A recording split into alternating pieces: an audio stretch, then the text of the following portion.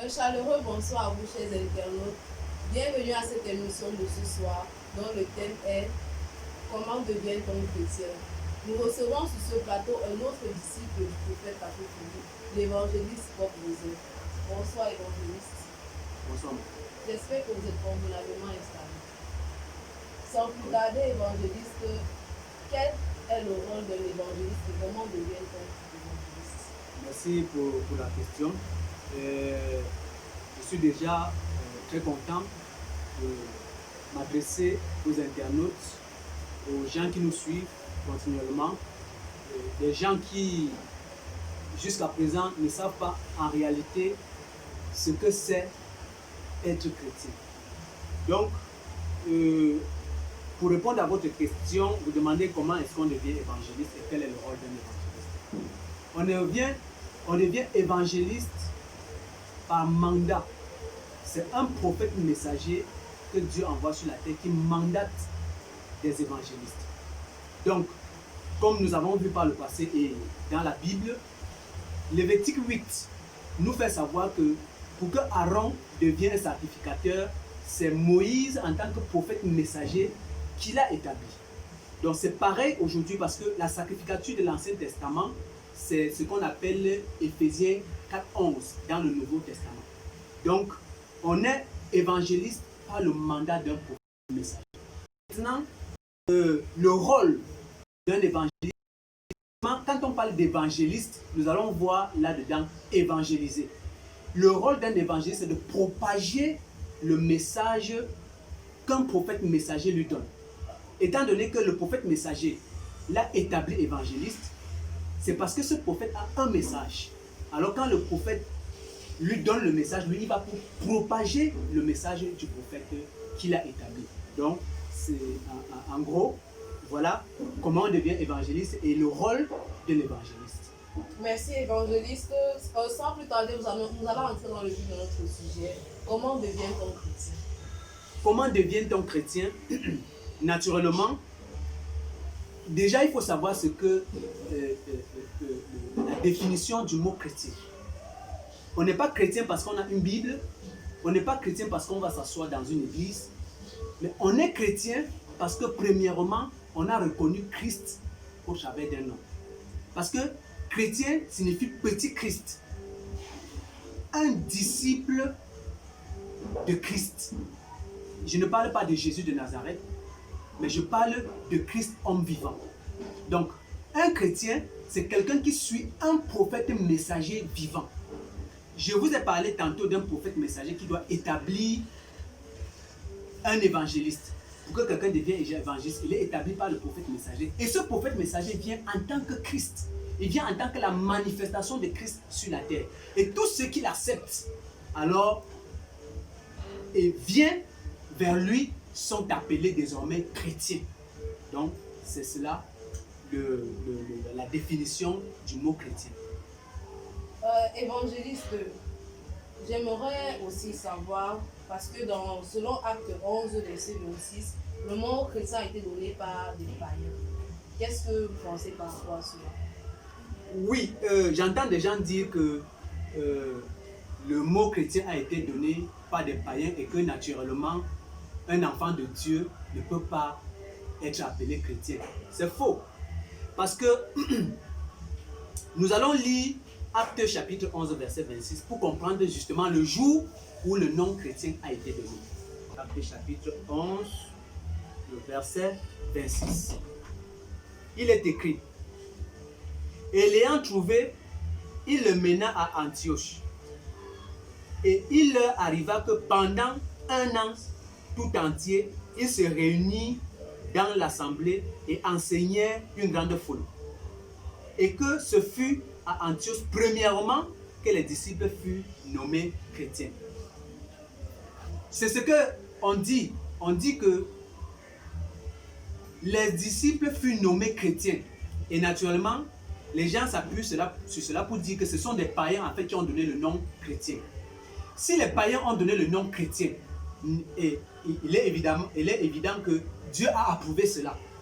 Dieu a approuvé cela par comment? Nous allons regarder Acte chapitre 26. Nous allons regarder Actes chapitre 26 à partir du verset 25 pour voir comment Dieu a approuvé ce nom, bien que étant donné par les païens selon que les gens ont dit. Et je crois que si les gens sont sincères, ils doivent accepter ce que Dieu dit. Si Dieu valide quelque chose, les gens doivent accepter cela. Nous allons regarder dans Actes chapitre 26 au verset 25 et on va comprendre comment cela a été approuvé par Dieu au travers de Paul. Actes chapitre 26 à partir du verset 25.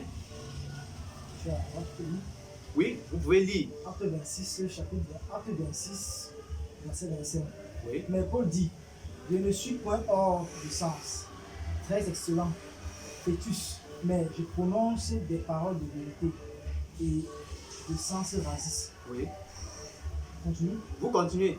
Car le roi a la connaissance de ces choses, et je parle hardiment devant lui, car je suis persuadé qu'il n'ignore rien de ces choses, car ceci n'a point été fait en secret.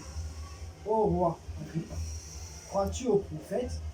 Je sais que tu y crois, Et Agrippa dit à Paul, tu me persuaderas bientôt d'être chrétien. Agrippa dit à Paul, tu me persuaderas d'être chrétien. Parce que Agrippa a compris que tous ceux qui suivent Christ sont appelés désormais des chrétiens. Et si vous pouvez continuer, on va voir ce que Paul dit par la suite. Mais Paul dit, plus à Dieu que non seulement toi, mais aussi tous ceux qui m'entendent aujourd'hui, vous devinciez de toute manière, tel que je suis, hormis ces liens. Paul dit, alors que Agrippa dit à Paul que tu veux me persuader d'être aussi chrétien. Et Paul, pour confirmer cela, Paul dit ceci. Il dit, plus à Dieu que non seulement toi, Agrippa, ne sois chrétien, mais aussi tous ceux qui m'entendent. Paul, en tant que prophète, était en train de valider ce nom. Et Paul, en tant que prophète, parle de la part de Dieu. Or, nous savons qu'un prophète ne parle pas selon ses émotions, il parle par révélation. Vous voyez? Donc, Paul a confirmé que le nom chrétien n'appartient qu'aux enfants de Dieu. Et il pouvait dire au roi Agrippa que lui, il serait content si le roi Agrippa devenait aussi chrétien. Mais on va continuer encore plus loin pour montrer que ce n'est pas Paul seul qui a parlé ainsi, mais même Pierre en a confirmé. Nous allons regarder 1 Pierre chapitre 4 au verset 16. Si vous êtes à la page, vous pouvez lire. 1 Pierre chapitre 4 au verset 16. 1 Pierre 4, verset 16. Oui. Mais si quelqu'un souffre comme chrétien, qu'il n'en ait pas honte, mais qu'il glorifie Dieu en son nom. Mais si quelqu'un souffre comme chrétien, qu'il n'en ait pas honte. Donc il ne faut pas avoir honte de porter le nom de chrétien. Ça, si les gens disent que le nom chrétien a été donné par des païens et qu'un enfant de Dieu ne peut pas porter le nom chrétien, c'est simplement une façon de renier la Bible. Or, nous croyons à la Bible. Voilà. Donc, mais évangéliste, nous savons que être chrétien, c'est porter Christ dans son cœur. Et non seulement ça, grâce au sacrifice de Jésus qui a été sur la croix. Et dans Jean 1, 5, 2, nous savons que être chrétien d'abord, c'est aimer Dieu et garder ses commandements. Quelle est votre position par rapport à cela? Oui, être chrétien, c'est aimer Dieu et garder ses commandements. Mais qui connaît Dieu? Qui a vu Dieu quand? Aujourd'hui, on parle de Dieu parce que Dieu s'est fait connaître. Et il s'est fait connaître par des hommes. Quand on parle de la parole de Dieu, par exemple, quand nous regardons de la Genèse jusqu'à Deutéronome, c'est Moïse qui a mis tout ça sur écrit. C'est la révélation de Moïse. Et c'est Moïse qui fait connaître les hommes aux hommes Dieu. Et on a vu pendant toute la marche tout ce qui s'est passé, les miracles qui se sont produits au cours de la marche de Moïse avec les Juifs. Tout ce qui se trouve dans la Bible, quand on dit Dieu, Dieu, on parle de Dieu au travers des prophètes. Parce que ce sont des prophètes qui ont fait connaître Dieu. C'est un prophète qui fait connaître Dieu. Maintenant, étant donné que c'est un prophète qui fait connaître Dieu, la première des choses, c'est quoi? C'est que, premièrement, il faut aimer le prophète que Dieu envoie. Parce que si vous n'aimez pas le prophète que Dieu envoie, vous ne pouvez jamais aimer les commandements de Dieu, puisque c'est le prophète qui apporte les commandements de Dieu. Donc, je suis d'accord que être chrétien, c'est aimer Dieu et ensuite garder ses commandements. Mais aujourd'hui, être chrétien, c'est aimer le prophète Kakou Philippe et garder ses commandements. Mais je vais prendre quelques exemples des commandements que le prophète Kakou Philippe en tant que le prophète de Dieu en cette génération, en tant que celui qui fait connaître Dieu en cette génération. Il dit, si tu aimes Dieu, la première des choses, c'est que tu ne dois pas entrer dans une église catholique, protestante, évangélique. Si tu aimes Dieu, tu ne pourras pas aller t'asseoir avec des gens qui croient à des doctrines différentes pour prier. Parce que les doctrines différentes, ça veut dire des dieux différents. Et si vous vous mettez ensemble pour prier, vous priez quel Dieu? Si tu aimes Dieu, tu ne dois pas faire la politique. Si tu aimes Dieu, tu ne peux pas aller prendre une femme et aller la coucher si tu ne l'as pas dotée. Si tu aimes Dieu, tu ne peux pas, si même tu as doté ta femme, tu ne peux pas aller avec elle derrière comme un animal. Ça, ce sont des commandements de Dieu. Si tu aimes Dieu, tu ne peux pas aller faire la politique, tu ne peux pas aller regarder le match de football. Tu ne peux pas prendre plaisir à aller regarder le football, aller faire la comédie. C'est ça aimer Dieu. Ça, ce sont des commandements de Dieu pour notre temps. Donc, comme je vous l'ai dit, je suis très d'accord. 1 Jean chapitre 5 au verset 2 s'applique encore aujourd'hui avec le prophète messager Kakou Philippe que Dieu nous a envoyé. Et si quelqu'un dit aimer Dieu, premièrement, il doit accepter le prophète messager Kakou Philippe. Et ensuite, il doit pratiquer tous les commandements que le prophète Kakou Philippe a apportés en tant que mandataire ou en tant qu'homme de Dieu mandaté par Dieu. Mais évangéliste, Jean 1,13 déclare qu'on est chrétien parce qu'on est né de Dieu. Et nous savons que naître de Dieu, ça veut dire recevoir l'Esprit, recevoir Christ, comme nous l'avons défini le mot chrétien. Oui. Alors, nous savons que recevoir Christ, c'est confesser le Seigneur Jésus-Christ comme ton sauveur, afin de recevoir ce Christ, le Christ qui nous a promis. Vous dites que être chrétien, c'est suivre le prophète. Suivre le prophète. Voilà. Je pense qu'au début, je vous ai fait savoir que Christ doit être manifesté en un homme. Je vais prendre un exemple. Nous allons regarder dans Galates chapitre 1 à partir du verset 15 à 16. Si vous êtes à la ligne, si vous êtes à la page, vous allez lire et on va comprendre. Nous allons comprendre exactement comment Christ se manifeste. Galates 1, 16. Oui, Galates chapitre 1 à partir du verset 15 à 16. Galates 1, verset 15. Mais quand il plut à Dieu, qui m'a mis à part dans le ventre de ma mère et qui m'a appelé par sa grâce, de révéler son Fils en moi afin de révéler son Fils en moi. Qui est en train de parler? C'est Paul qui est en train de parler. Donc, Paul, en tant que Christ, en tant que celui en qui Dieu se révèle, puisqu'il dit, quand il a plu à Dieu de révéler son Fils en moi, donc quand Paul commence son ministère, il est le Fils unique de Dieu sur la terre. Parce qu'il est la manifestation de Christ, du Fils de Dieu. Maintenant, si quelqu'un doit confesser Christ, le Christ là c'est qui? C'est Paul qui est en face de lui. Tu dois confesser que Paul est celui que Dieu a envoyé. Tu dois confesser que Paul est la manifestation de Christ. Tu dois confesser que Paul est, je veux dire, le porte-parole de Christ sur la terre. Mais et ayant confessé cela, vous êtes en train d'appliquer ce que la parole dit. Mais évangéliste, la Bible déclare que Jésus-Christ est le Fils unique de Dieu. Et ici, Paul révèle qu'il est ici, le verset Galates 1,16 révèle que Paul a été envoyé pour révéler le Fils. Mais il n'est pas le Fils. Il révèle le Fils. Alors, dans Jean chapitre 9 au verset 5, qu'est-ce que Jean chapitre 9 au verset 5 dit?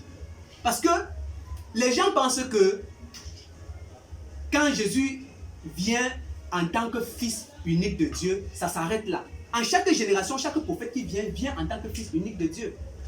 C'est ça. Chaque prophète qui vient, il vient en tant que fils unique de Dieu parce que Dieu se révèle en lui.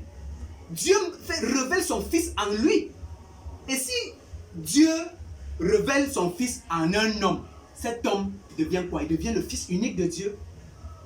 Parce que, regardez, nous sommes en 2020. Si Jésus est le fils unique de Dieu, alors, en réalité, nous devons le voir.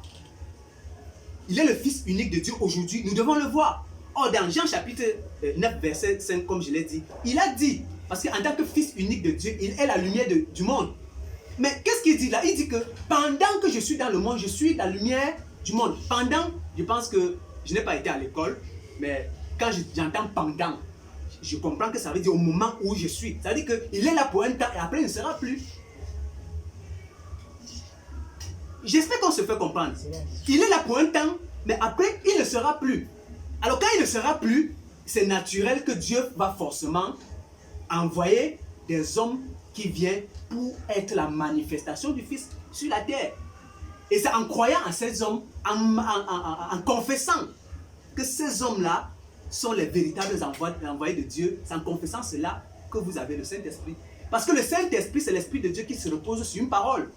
Or, si la parole n'est pas parlée, comment est-ce que vous allez écouter cette parole pour recevoir le Saint-Esprit?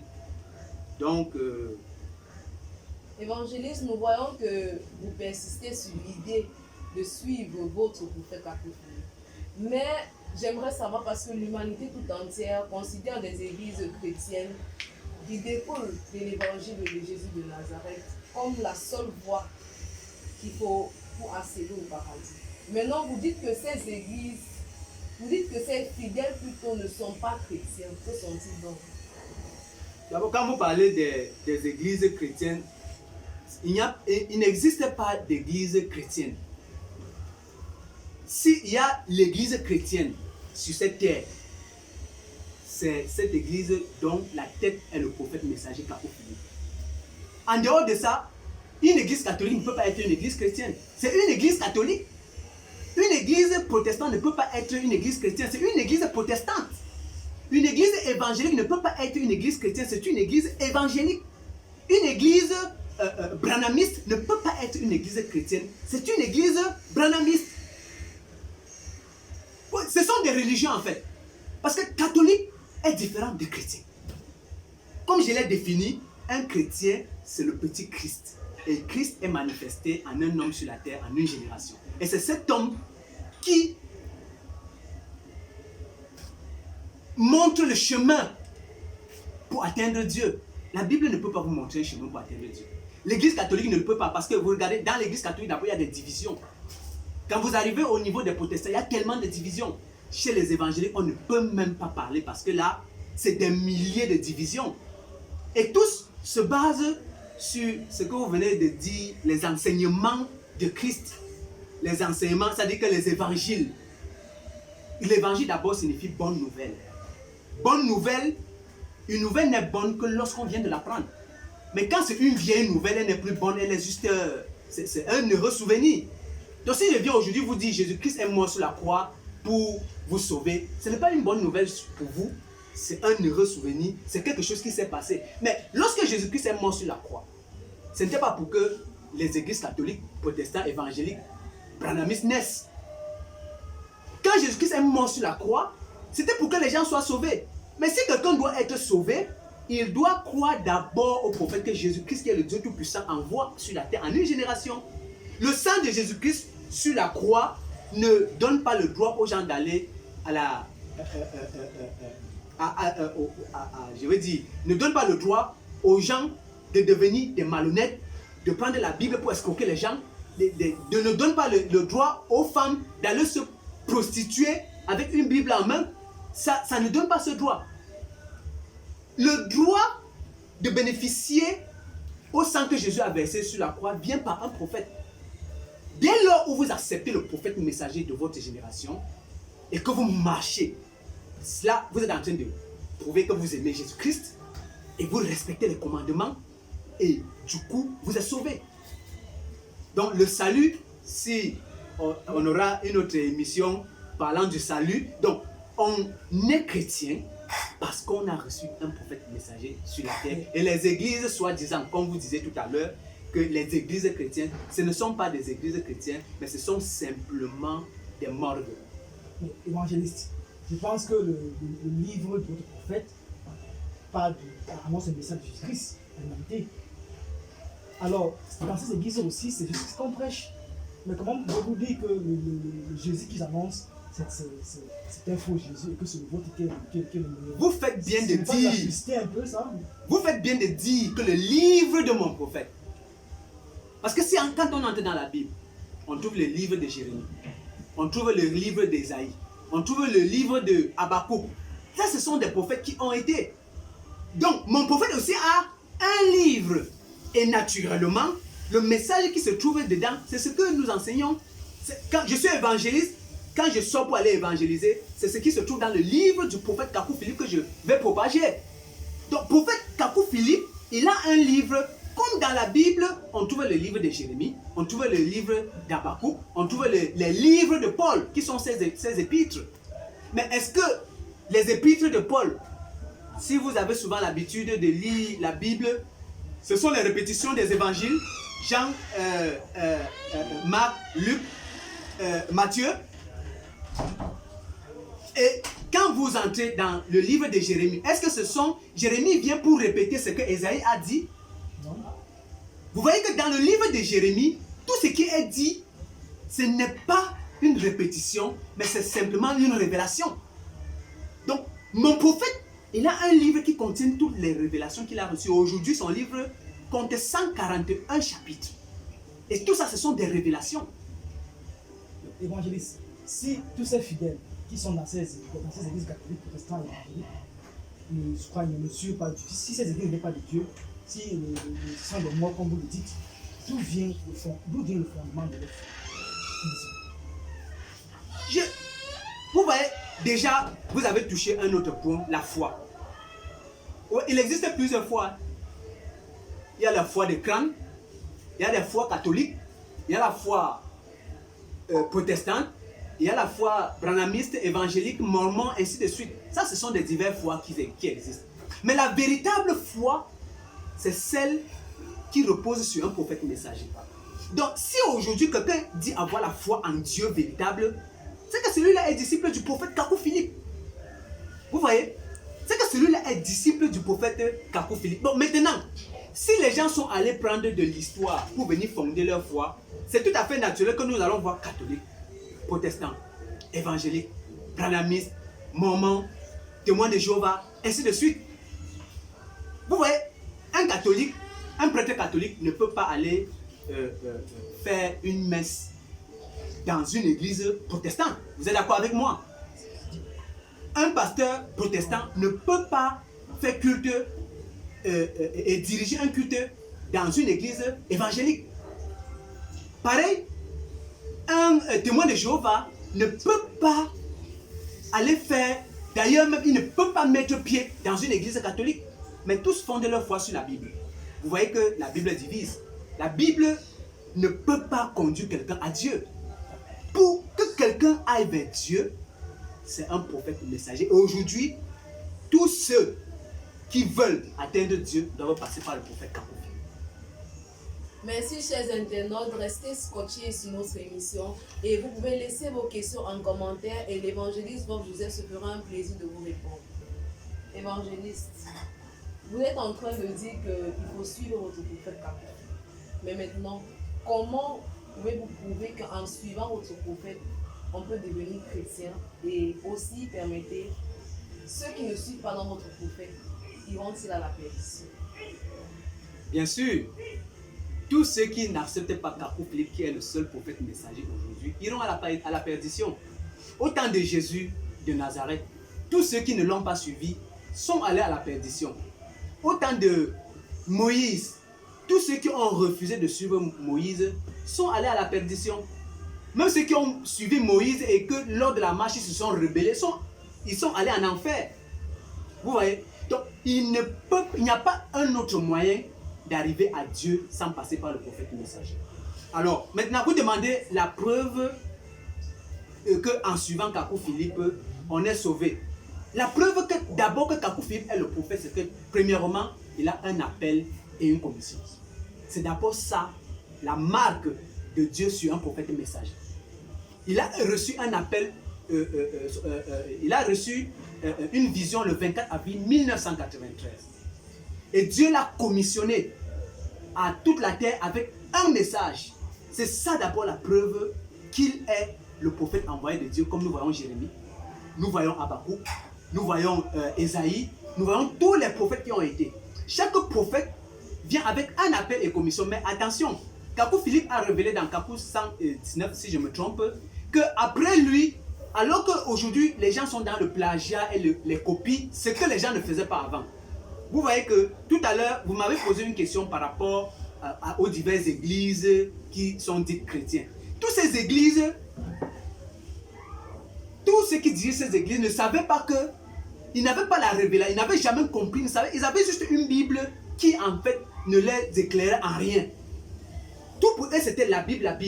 Mais ils ont été surpris que Dieu envoie un homme sur la terre qui vient au nom de Kakou Philippe, et quand il sort un livre, dans son livre on va voir Kakou 1, Kakou 2, Kakou 3, verset 25, ainsi de suite, ainsi de suite.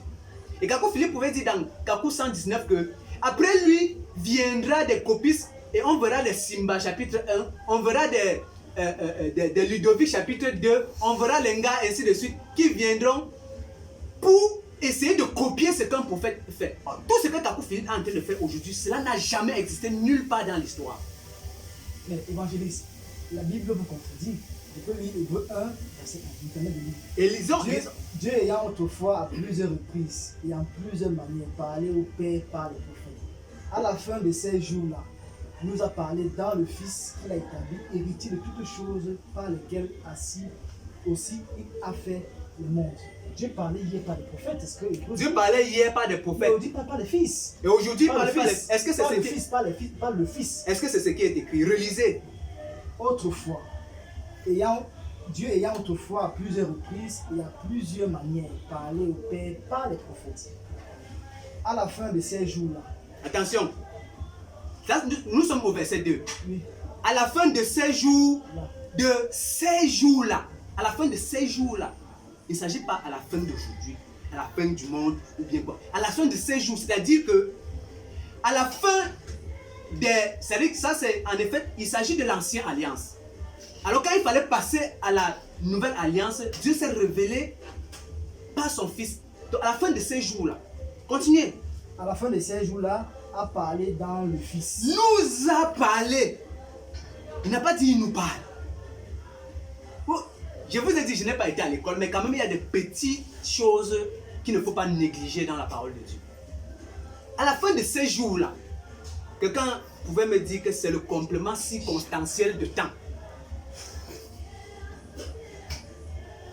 A parlé dans le Fils qu'il a établi héritier.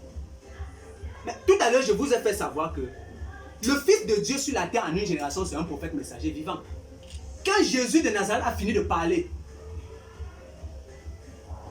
que dit Galates chapitre 1, c'était le verset 16, il dit que il a plu à Dieu de révéler son Fils en moi. Donc, quand Paul parle, il parle en tant que le Fils. Donc, Dieu n'a pas arrêté de parler. En chaque génération, Dieu parle par des prophètes. Et quand un prophète arrive sur la terre, il doit avoir un appel. Il doit être commissionné par Dieu et il doit avoir un message. Et aujourd'hui, Kakou Philippe, qui a reçu un appel et une commission, a un message dans un livre appelé le livre du prophète Kakou Philippe, qui est téléchargeable dans son site web. Et aussi, tu pouvais la voir dans une application, l'application du prophète Kakou Philippe, qu'on va certainement vous poster. Vous verrez, vous allez voir cela sur votre écran, les liens. Chers internautes, nous tirons vers la fin de notre émission. Évangéliste, quel est votre mot de fin pour tous ces internautes qui nous regardent? Tout ce que je peux dire aujourd'hui, c'est que si quelqu'un aime son âme, il ne doit pas l'engager dans ce qui va le perdre. Allez s'asseoir dans une église catholique. Allez s'asseoir dans une église protestante. Allez s'asseoir dans une... Faire d'une religion un endroit précieux où on rencontre Dieu, c'est simplement une erreur. Si quelqu'un aime son âme, il doit chercher Dieu. Et aujourd'hui, Dieu s'est fait révéler. Dieu s'est manifesté sur la terre et il a envoyé son fils unique qui est le prophète Kakou Philippe. Vous aurez mes contacts au bas de l'écran. Vous pouvez poser toutes les questions qui vous chagrinent dans le but de comprendre. Naturellement, je suis là en tant qu'évangéliste pour propager le message du prophète Kakou Philippe. Que Dieu vous bénisse. Merci, évangéliste Bob, d'avoir accepté notre invitation sur ce plateau. Merci, madame. Merci également à vous, chers internautes. Merci aussi pour vos commentaires et votre attention tout au long de cette émission. N'oubliez pas comme moi d'aller visiter le site du prophète Kakou Philippe, que l'évangéliste, selon ses déclarations, a dit que nul aujourd'hui ne peut être chrétien sans avoir cru au prophète Kakou Philippe. Nous vous disons à bientôt pour une autre émission. Bye. Application Prophète Kakou Philippe officielle pour Android et iPhone. Des photos et vidéos, des chants et prédications, tout le message du prophète Kakou Philippe dans une seule application gratuite. Tu aimes Dieu, tu es à la recherche du salut, quelle que soit ton appartenance religieuse, l'application Prophète Kakou Philippe officielle est pour toi.